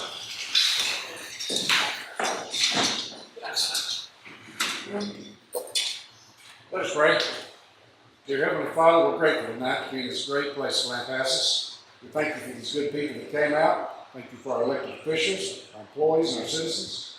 We ask that you be with us as we exchange information, make some good decisions, all for the betterment of your community. We ask that you forgive us our sins, watch over us in safety till we can be together again. And as always, in Jesus' name we pray. Amen. Join us in the pledges.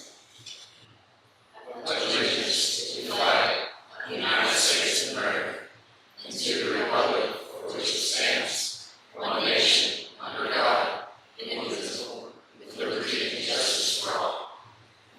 Honor the Texas flag.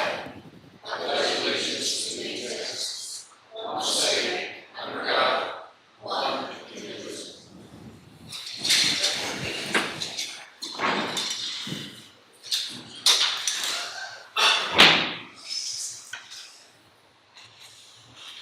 Got an acknowledgement tonight of a 10-year employee, Mr. Richard Cox, and he's not here with us, so we'll get his certificate this week. I want to thank him. We have a nominating Stephen Sewell to the Board of Directors of Central Texas Water Corporation.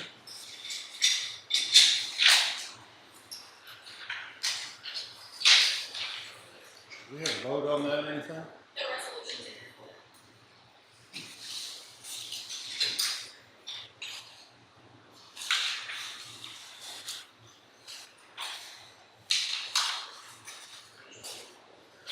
Okay, so we read this? Okay.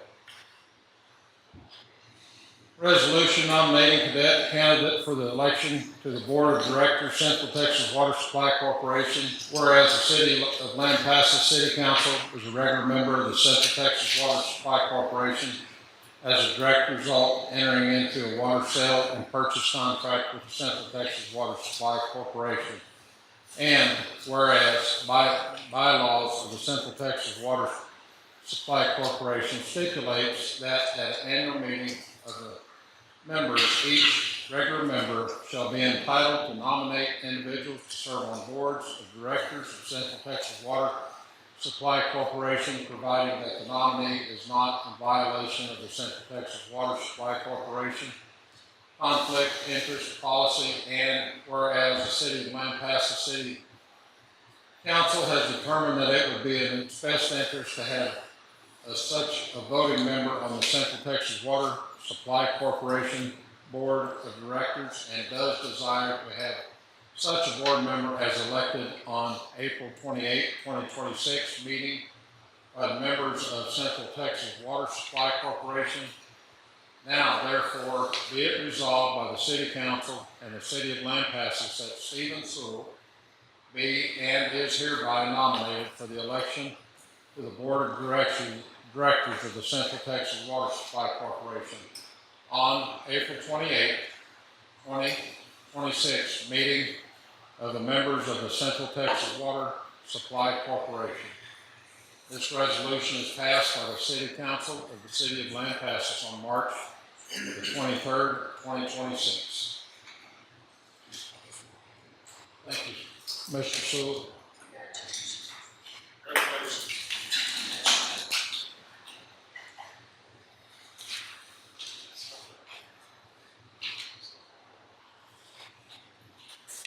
I don't think we have any public hearing comments tonight.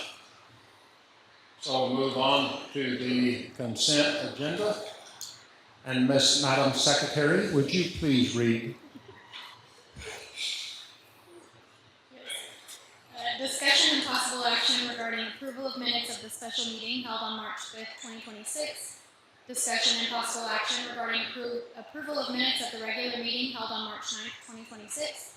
Discussion and possible action regarding the second reading of an ordinance amending the Lampasas Code of Ordinances regarding a request for a specific use permit to allow for an indoor commercial amusement facility in an area zoned Central Business District, CBD, described as mid 1/3 of Lot 7, Block 11 of the Old Town Edition, more specifically known as 511 East 3rd Street, Lampasas, Texas, Lampasas County.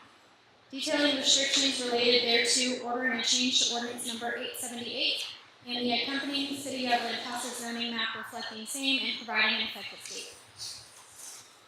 Discussion and possible action regarding the second reading of an ordinance amending the Lampasas Code of Ordinances regarding a request for a specific use permit to allow for a daycare in an area zoned single-family residential 6, SF6, described as .712 acres, Lot 1A of the Edwards Addition, more specifically known as 1415 East 4th Street, Lampasas, Texas, Lampasas County. Detailing restrictions related thereto, ordering a change to ordinance number 878 and the accompanying City of Lampasas zoning map reflecting the same and providing an effective date. Discussion and possible action regarding the second reading of an ordinance amending the Lampasas Code of Ordinances regarding a request to rezone property being Lot 7 and 8, Block 7 of the LSC 2nd Edition, Lots 4, 5, 6, 7, 8, 9, 10, 11, 12, Block 12 of the LSC 2nd Edition, Lot 7 and 8, Block 13 of the LSC 2nd Edition, Lot 1 of the 183 South Business Plaza, and Lot 1, Block 1 of the Finney Commercial Edition, Lampasas, Texas, Lampasas County. You did a fabulous job, Madam Secretary. I move to approve the consent agenda. Second. All in favor? Aye. Boards and department reports.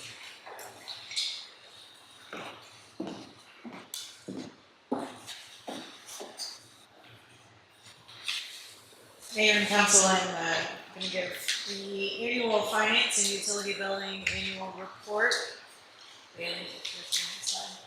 The finance department, we have Bessie White as an accountant. She's been with us for 11 years. Utility billing, we have Felicia Vallejo, accounting tech, utility billing, 14 years. Amy Catrone, utility clerk, 4 years. Courtney Owens Ramp, accounting tech, accounts payable, 3 years. Sammy Irvin, utility clerk, 2.5 years. And we also have our meter readers, Warren Spivey, 14 years, and Mark Clevenger with 9 months of service. For utility connections, as of September 30th, 2025, we have 4,971 electric, 3,672 water, 2,910 sewer customers. Our utility billing team runs 36 billing cycles, that's 3 a month. Approximately 4,400 bills generated each month. And for FY25, there was $20,418,183.34 in utility and services billed citywide. For our finance functions, our main roles are accounts payable, accounts receivable, and payroll. We issued 3,368 checks in FY25. Against 5,541 purchase orders, paid 518 individual vendors to the tune of $28.1 million. For accounts receivable, we issued 351 invoices. That's primarily through the aviation fund for hangar rent. Total revenue $1.34 million. And we paid 136 regular employees, 27 seasonal employees. A total of 3,793 checks. We'll go to the next screen. This was a really quick annual because at our next meeting you will receive our annual audit, which is a much more in-depth review of our fiscal performance for FY25. So I kept this one short for Davis and knowing that we would get our audit at the next meeting. Good job.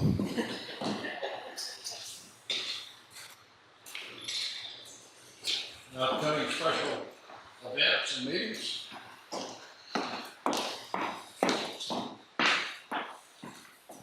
Mayor and council, we have a variety of meetings coming up. I won't pinpoint each one of them, but I did want to also point out I left it off the list on accident, but we are closed next Friday, April 3rd for Good Friday. All city offices will be closed.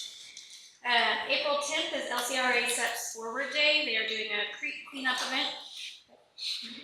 And April 20th through April 28th opens early voting. And May 2nd is election day.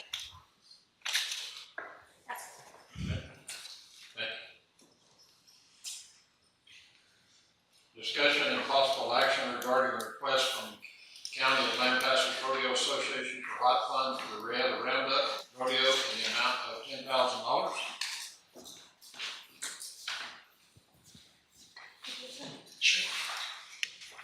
This request was presented or given to us by Alexis Thompson. We did fund this in past years, and we do have, it is a qualified expenditure with funds available to fund it.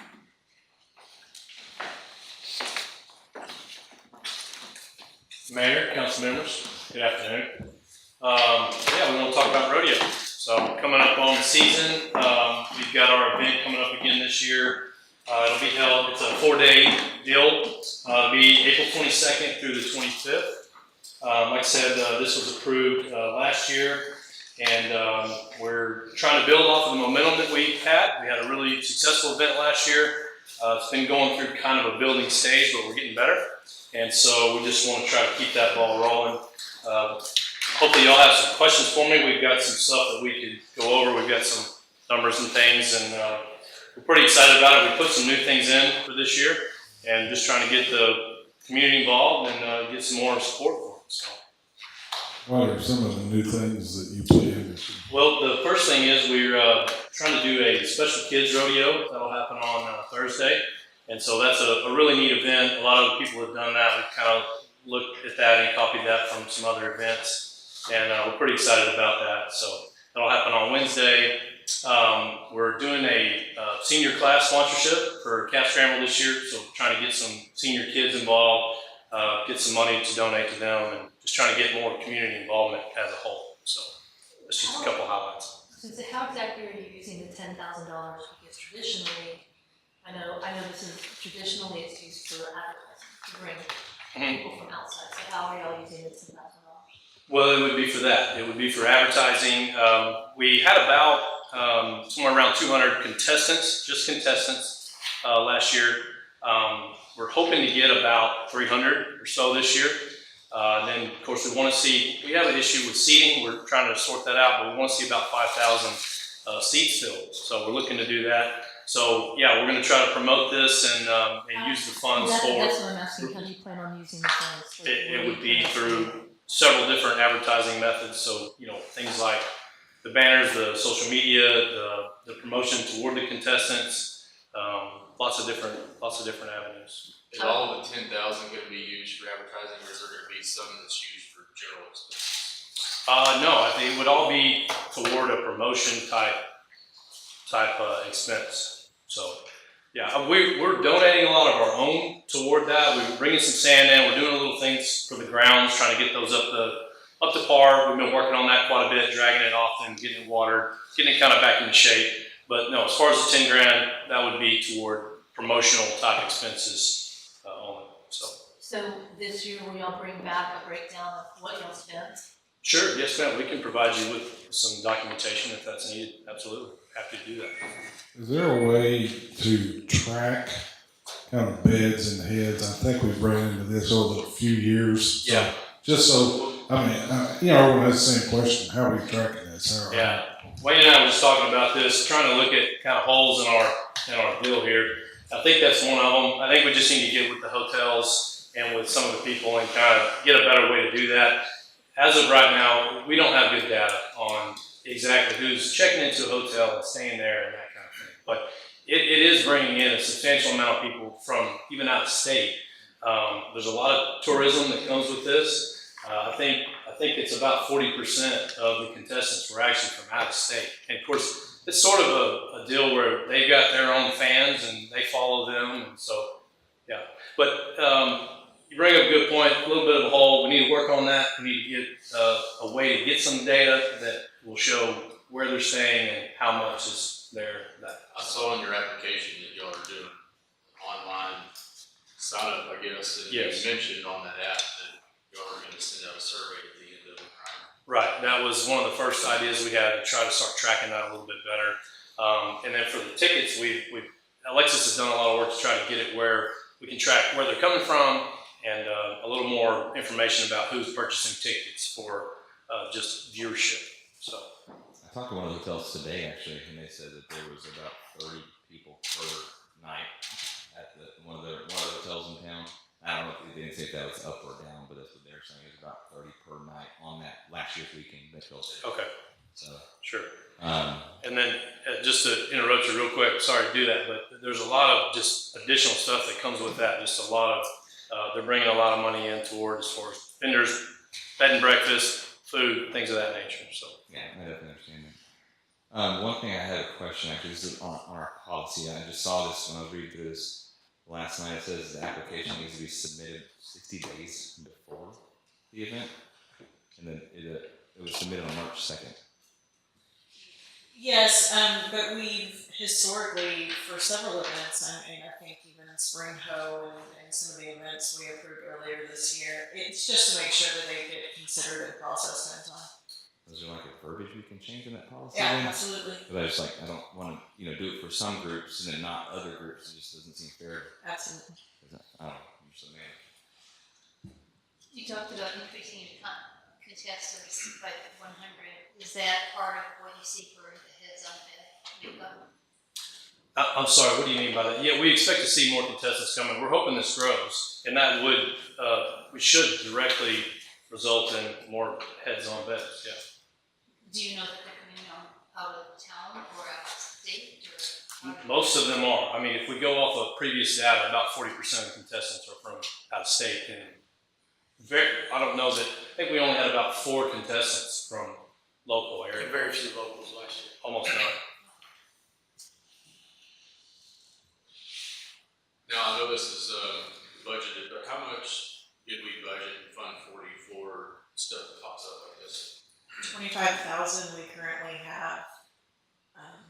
Assuming Spring Ho applies for the same amount that they traditionally do, we currently have about 13 and a half of that allocated. So that leaves us with 11 and a half to consider.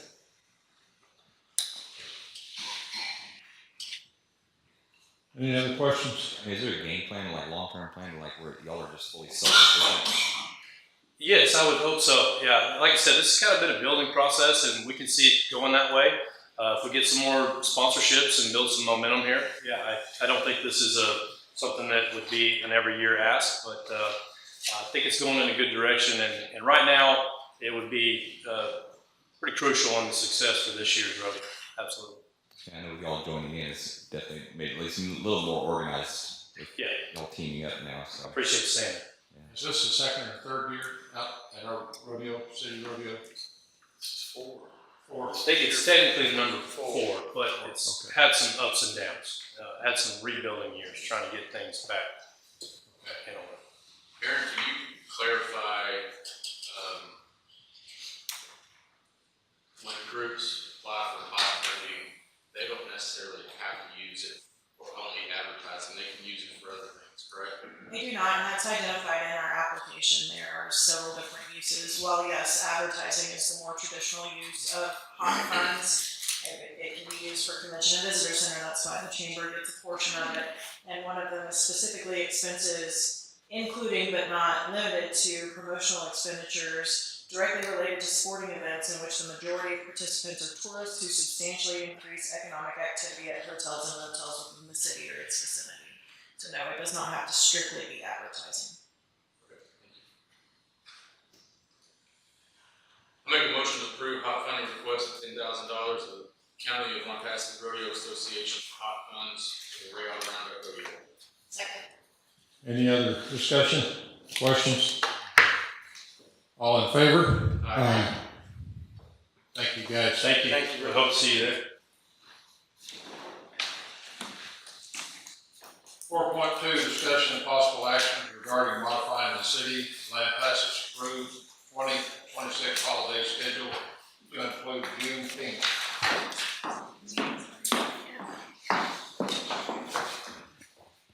Mayor and council, at the the last meeting, you were approached by Judge Cordell. He was requesting that we modify our approved 2026 calendar, city holiday calendar to include Juneteenth. So this is the action item to follow up on his request. I move to approve to modify the 2026 city calendar to include Juneteenth. Second.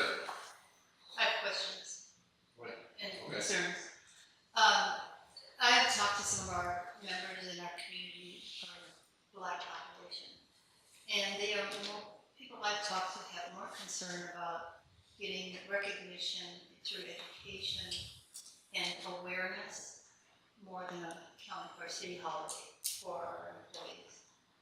I have concerns that simply giving a day off with pay for employees is really not bringing out the spirit and the intent of having this holiday.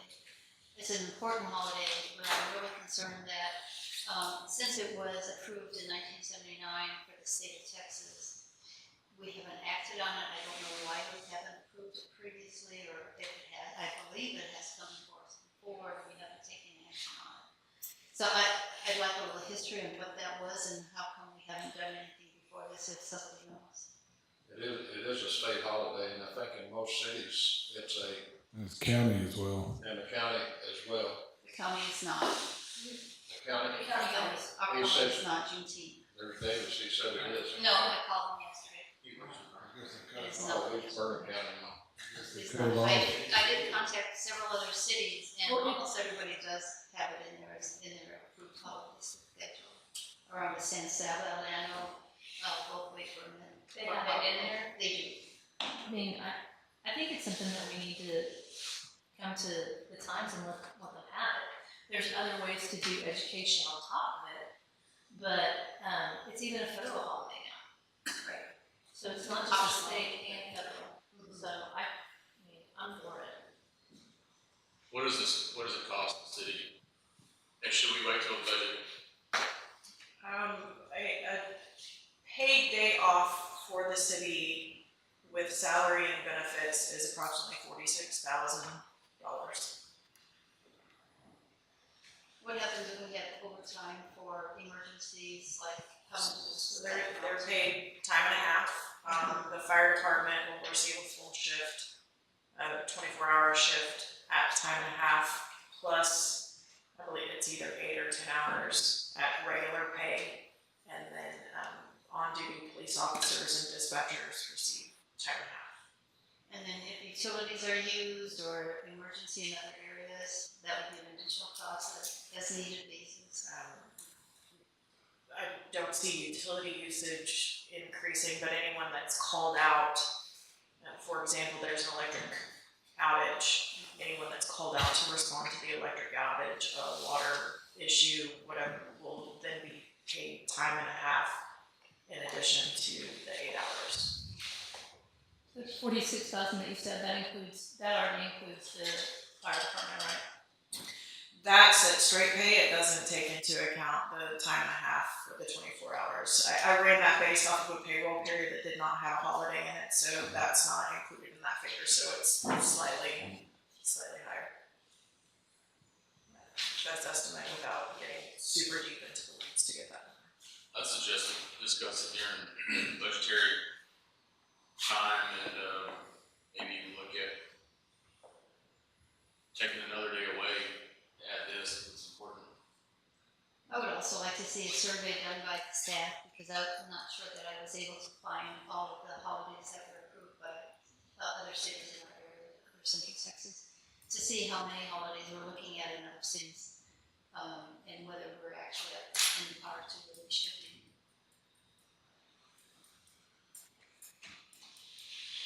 Any other questions? There's a motion on the floor, so we'll need to call for. A vote? Okay. All in favor? Aye. Aye.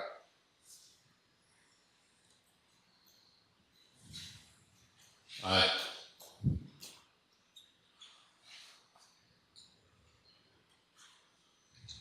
Opposed? Opposed? Name. Nay.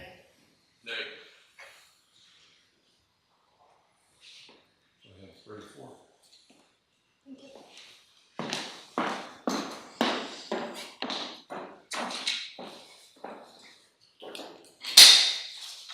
Discussion and possible action regarding the approval to declare a 2012 Chevrolet 2500 as a surplus fleet, allow staff to dispose of according to state law. Mayor and council, this 2012 Chevrolet 2500 was replaced this budget year. We're just asking you to simply allow us to place it on gov deals as surplus. I got a question on this one. I mean, so it needs repair, but I mean, trucks are expensive. Repairs are not. I mean, they're expensive too, but I mean, how much are we talking about repair here? Because I see air conditioner blows cold. And Staff didn't specifically go get an estimate for what the repair would cost. It's roughly estimated at about $3,000, so that's just a very rough estimate from staff. This truck was up for replacement. If we want to keep it in the fleet, we'd have to maintain it, or we can put it declare it a surplus and try to make some money off of it while we can. Professionally, I'm in the habit of trying to cut loose some of our trucks while we can still make some money on them if it's been replaced. so, just a couple of information on this truck. 2012 Chevrolet, 104,000 miles, 6.0. That's one of the best engines they've made. The new stuff coming out has active fuel management, which is major issues. And if you replace it too, they're having major recalls on transmissions on the newer stuff. So my recommendation would be just fix this older truck. It's only got 100,000 miles on it. I mean, I said, how much is a new truck? New 2500. We're gonna spend $40,000 over a $3,000 repair. Probably at least. I mean, the one that we just bought, I think, was a little more than that actually. Yeah, I mean, my recommendation is to fix it. I can't imagine spending $40,000 on a truck for only $3,000 in repair. I think getting an accurate estimate on what's it cost to fix whatever repairs need to be done, would be a good start. We did actually vote during budget to replace this truck, so a replacement has already been purchased. So at this point, it's surplus anyways. We would be maintaining something that we're not using on a daily. Sure. We can go ahead and get an estimate to repair though, and see if there's. Can we transport to the cemetery or some other place that possibly needs it? Because like I said, for only $3,000, you're not gonna be able to buy a decent running truck with AC. And like I said, that this is a good vehicle. I mean, knowing these vehicles, this is a good vehicle. Chevy, get 1 million miles out of it. Oh, okay. Estimate and repurpose, or estimate and come back to council? What would you prefer? Well, I mean, definitely an estimate of repair, and then, I mean, find out where it best suit the fleet, because, I mean, something else is gonna go down. I mean, for only $3,000 to have a backup vehicle, I mean, it seems silly to me. So we're gonna table this one and get an estimate coming back. Junkyard.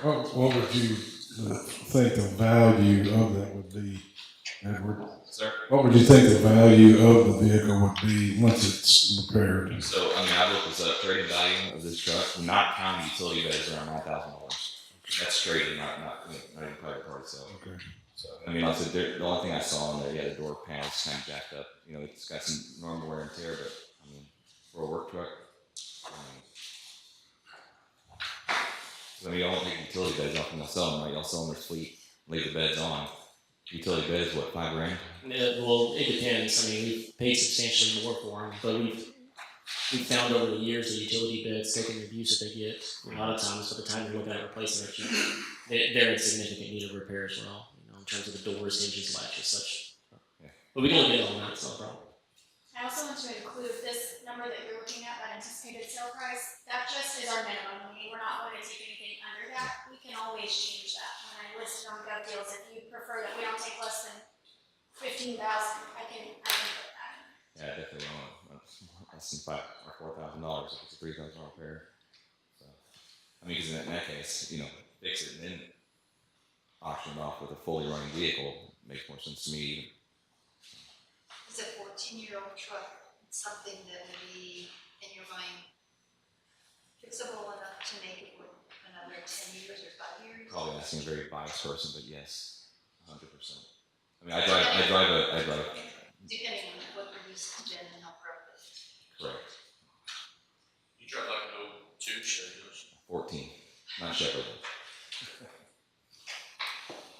All right. So we're gonna table this one, is that right? Is that what I'm hearing? Not good me. All right, let's move on. Discussion and possible action regarding the approval to declare a 1999 Ford F-800 as a surplus fleet, allow staff to dispose according to state law. Same thing as the last one. This one's been recently replaced, not this budget year. I want to say previously. Truck's not being used. It's kind of a specialty truck.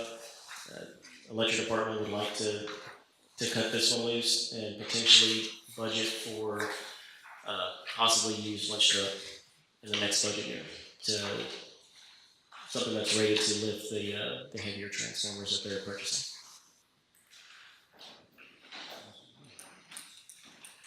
So this was 27 years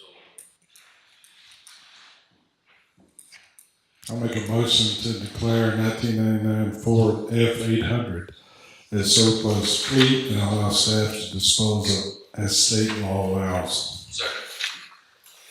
Any other discussion? All in favor? All right. Now we're gonna just consider the selection of the winner of the city's website photo contest.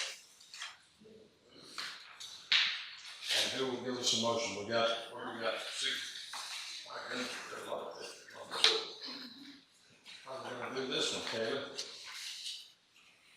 You can pick more than one, like on the fish, and then on that carrot, and the kid fishing.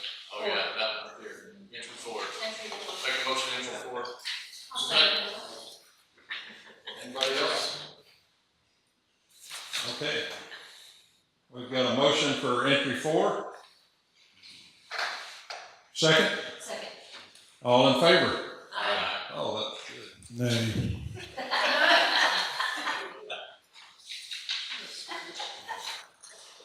Discussion and possible action of approving the first reading of ordinance to modify the city of Lampasas Code of Ordinance, Chapter 82, Utilities, Article 3, Sanitary Sewer System, Division 4, Building Sewer, adding Section 82-216, Sewer System Maintenance. Mayor and council, just to give you a little history on this ordinance, it's the way it's written. Customer responsibility for private sewer line is from the structure to the right of way or the property line, which is pretty typical in most scenarios. We revised the ordinance to simply extend their responsibility to the public sewer main. Staff's run into some numerous issues over the course of the last few years, but frankly, with private sewer lines crossing other private property, customer responsibility, city responsibility in a case-by-case basis. General sewer line clearing in regards to homeowner responsibility with regard to things put down the sewer lines that shouldn't be put down the sewer lines, and also isolated issues of new private sewer lines with conflicting elevations to the public service staff.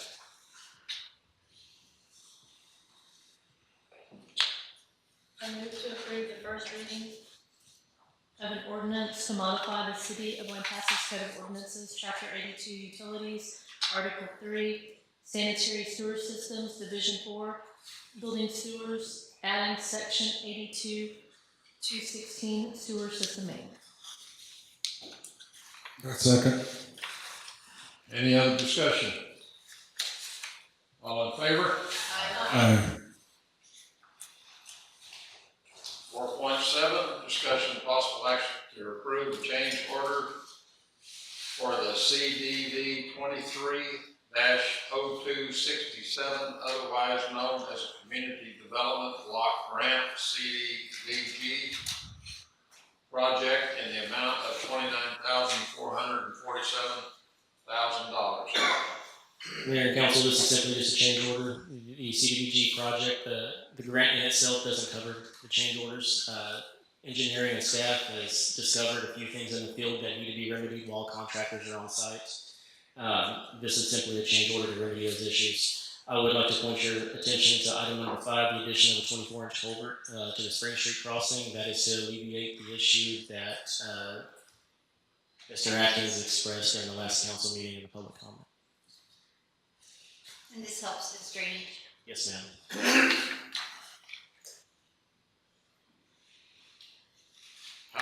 How much is left in this capital outlay fund? We really haven't touched it. Council tabled the 5th Street reconstruction project, so the vast majority of those funds are still readily available. Honestly, probably in excess or right around 300,000. We've really put a lot of concrete up there for the drainage to improve. Yes, ma'am. Yes. I make a motion to approve a change order in relation to the CDBG project for an amount of $29,447. Second. Any other discussion? And there is none. All in favor? Aye. 4.8, discussion and possible action regarding the approval to declare a 2018 Chevrolet 1500 as a surplus fleet and allow staff to dispose of according to state law. Mayor and council, simply put, it's estimated this truck needs a new motor, roughly $12,000 to $13,000 for replacement. Was this one already voted on last time too, to replace, or is this new? No, this vehicle belonged to our building official and it was taken out of service prior to his resignation. It, for lack of better terms, was completely wiped out. So no, it is not up for replacement as we don't have anyone in that position. Make a motion to declare 2018 Chevrolet 1500 a surplus fleet and allow staff to dispose of the state law allows. I have another question. Second. Question. I mean, so like rag out. I mean, like I said, I'm saving money here. So rag out engine. My cost here is I have it written down here. 9K to install engine. That's installed 3-year warranty, 100,000 mile. How much, I'm sorry? 9,000. The $12,000 number came from a dealer. The $13,000 number came from a local mechanic shop. Yeah, LH does all y'all stuff with Jasper engines, and I mean that's the same engine I got here. But still, is that more worth it than a $50,000 truck? I'll be 100% honest with you. There's no telling what this truck endured. So, Other than that engine, yeah, I mean, 75,000 mile truck. I'm just like, a lot of money to save. $75,000 truck? 75,000 miles in this truck. Yeah, but it's dragged out. I mean, we're putting Band-Aids on open wounds here. I don't think so. Huh? So that's why we vote. Yeah, We got a motion and a second. Any other questions? All in favor? Aye. Any nays? yeah. thank you. 4.9, discussion and possible action regarding the amended terms of the development agreement by Brister Construction LLC, developer, and the city of Lampasas City for consideration of a decrease in lot and extension November 2021 agreement. Mayor and council, in 21, November of 21, this agreement was signed. It's a 5-year agreement to build 12 lots over off Badger Lane for expiration in November of 2026. The developer has come to the city with a request to make lot 7 and 8 into one lot for a total of 11 homes instead of 12. I think it will allow, it's a little bit of an awkward shape, so it'll allow for better building on that lot. They're asking, due to the current market, for a 2-year extension to that agreement as well, so extending the agreement to November of 28 with 11 homes rather than 12.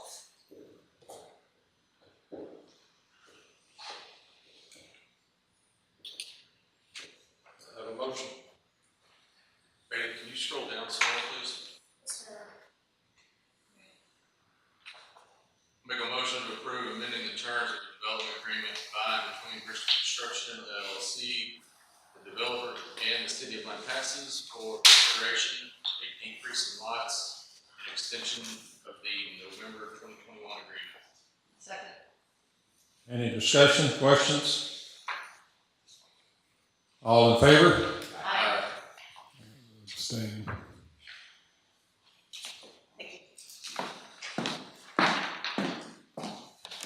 City Council of the City of Lampasas will meet in closed executive session. Government Code, Chapter 551, Section 551.087, economic development to receive and evaluate financial information received from a business to discuss same and or to deliberate regarding commercial or financial information that the city has received from a business that the city seeks to have locate, stay, or expand in the city in which the city is conducting economic development negotiations and or to deliberate any offers of any financial and any other incentives to any business prospects described above. Sweet project, Sweet Green, said notice. Section 551.071, consultation with the city attorney to seek and or receive legal advice, legal counsel for the city concerning pending contemplation, litigation, settlement offers on matter in which the duty of legal counsel to the city council to advise the city governing body regarding such matters pursuant to the state law statutes, including the Texas disciplinary rules of professional conduct at the State Bar of Texas in compliance with the Texas Open Meetings Act. And at this time, we'll get a motion to adjourn into executive session. So moved. All in favor? Aye.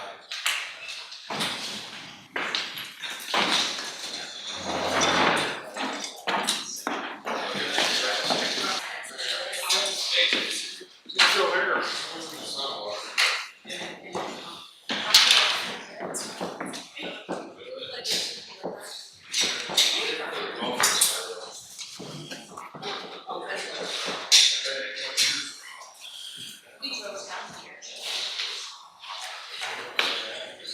Alrighty, we got one item coming out of executive session tonight. I'm making a motion to approve economic development and Chapter 380 agreement between the City of Lampasas and Lampasas Hotel Holdings LLC for various incentives to be provided for the construction of a hotel consisting of approximately 84 rooms. Second. Any other discussion? All in favor? Aye. And we'll move to adjourn. So moved. Second. Time to go home.